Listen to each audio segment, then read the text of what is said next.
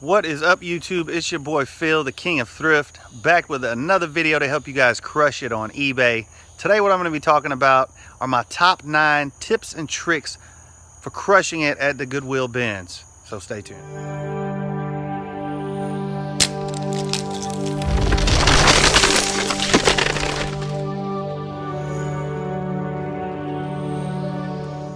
Alright guys, welcome back. For those of you who've never been to my channel, I created this channel to help you guys to get started on eBay, to help you succeed and to basically crush it in eBay. What I teach here is I've been buying and selling on eBay for about 15 years, and I'm basically giving away all my tips, tricks, and strategies on how I did that over the last 15 years. So if you haven't already, make sure you subscribe to this channel if you want to learn how you too can work from home and be your own boss. What I'm going to be going over today are my top 9 tips, tricks, and strategies for surviving and thriving at the Goodwill bins. The Goodwill bins, there's a lot of talk about it on the internet now, all the YouTube channels, everyone's talking about the Goodwill bins.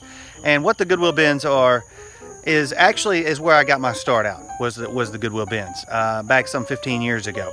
And right here in Houston, I used to shop at the Goodwill bin, and I sold exclusively shoes and men's shoes, dress shoes, sneakers. And back then, 15 years ago, you could actually still find a pair of Nike Air Max. You could find Jordan 5s, Jordan 3s. All these things were plentiful back in the day because basically no one wanted them. They just basically considered them as old, worn out shoes. And there was no such thing as sneakerheads even back then. So back then, things were very plentiful. And as a matter of fact, at the Goodwill bins, at least at the ones here in Houston, the only thing they sold back then were shoes. So I actually quit a good corporate job working for AT&T to go into selling shoes full-time on eBay. And that was actually my main source, where I actually sourced, probably 90% of all the shoes that I got back in the day was the Goodwill bins. So I do definitely know a thing or two about it. One thing to remember when shopping at the Goodwill bins is you want to make sure that you arrive early. Get there when they open. That way, it's always going to give you a competitive advantage to get there early. And also, number 2, you want to make sure that you're basically, bring a lunch, pack a lunch. In other words, plan on spending the day there. And if you can't spend the day, at least clear your schedule for a good 4 or 5 hours. Because, that's the time that you're going to need if you want to find, if you want to get those treasures that you're looking for, if you want to come home with a decent haul, then you need to be ready to spend at least 4 or 5 hours, if not the entire day. So, number 1, arrive early. And number 2, be ready to spend the day. My third tip for crushing it at the Goodwill bins is be patient. Just be patient, because, and the reason you need to be patient, like I said, you're going to be camped up there. You're going to be camped out up there all day. And, it's not like you're going to be busy the entire time going through everything. Now, because, once you're there for, a couple, 2 or 3 or 4 hours or so, you're going to pretty much have gone through everything, maybe a couple of times over by that point. But if you're patient and just sit tight, sit in the corner, watch some television on your phone. Hey, at least you guys have a phone now. Back when I was going, there was no such thing as a smartphone, number 1. There was no such thing as mobile internet, number 2. And number 3, I actually had to do this outside. Yes, the Goodwill bins were outside. They were dirt floors, and we had giant fans in the corners. So it was pretty bad back then. And, when they would bring out the shoes, they bring them out in these giant buggies, these huge, containers. And, everyone would just immediately, rush the container. It was like hungry hippos, is what it reminded me of. But, nowadays they have you guys line up on the wall and everything. And you have to wait till they bring them out. And it's actually getting dark out here. I'm trying to finish this up before it gets dark. But back then they did bring out only shoes, and now they do bring out a lot more other things. And actually, interesting story, the reason that they shut down the location here in Houston was because someone actually got stabbed. Someone got stabbed. It got pretty crazy in there. Like I said, hungry hippos. It was like, when you went in to get shoes, you had to be ready to bang. Because people would just, they were just mobbing, So, it got physical up in there many times. It was crazy, to say the least. And I'm sure, in the other locations, across the country, it might be the same way. I have no idea because, I haven't been to the Goodwill bins in so long. But from what I understand, it hasn't changed much. So, just be ready, be patient and be willing to wait while they bring out new merchandise, because throughout the day they do bring out more merchandise. So you can just sit tight in the corner, watch a little tube, and wait till you see it, the buggy's coming out, and then then you can just go and dig through and see what you can find. Which brings me to my fourth point. Be ready to dig, guys. You got to dig because, a lot of times, you want to skim in, and I know you really don't want to dig in there. It gets kind of dirty sometimes, but hey, you'd be surprised at how many times that I have dug down deep, and, once I get down to the very bottom of the bin, and that's when I find the good stuff. A lot of people just don't want to dig that deep. Some people are too short to dig that deep. So, don't be scared to dig, okay, guys. Tip number 5.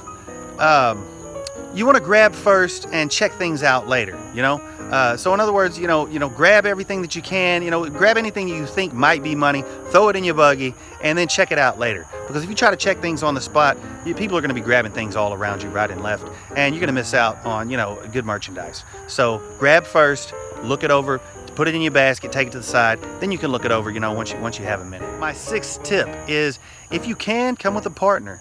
If you come with someone else, then that's going to give you an advantage because number one, there's 2 of you. You can get twice as much. You can get twice as much done. You can dig through twice as much merchandise. But also, that gives you someone to watch your buggy. Because if you don't watch your buggy, you're going to get sniped on. Yeah, someone's going to reach into your buggy. They're going to take your merchandise, and they might not do it willingly. They might just think, it's just a buggy that someone has abandoned. And you can't go in there and dig in with your buggy. I mean, you can, but it's difficult. So if you have a partner with you, that's going to make things much easier on you. And that's going to secure. Basically, it's going to secure your haul. So, my next tip is bring a partner if you can. Tip number 6, guys. Try to form allies and friendships in these places. If you can get in good with the people who actually work there, that's great.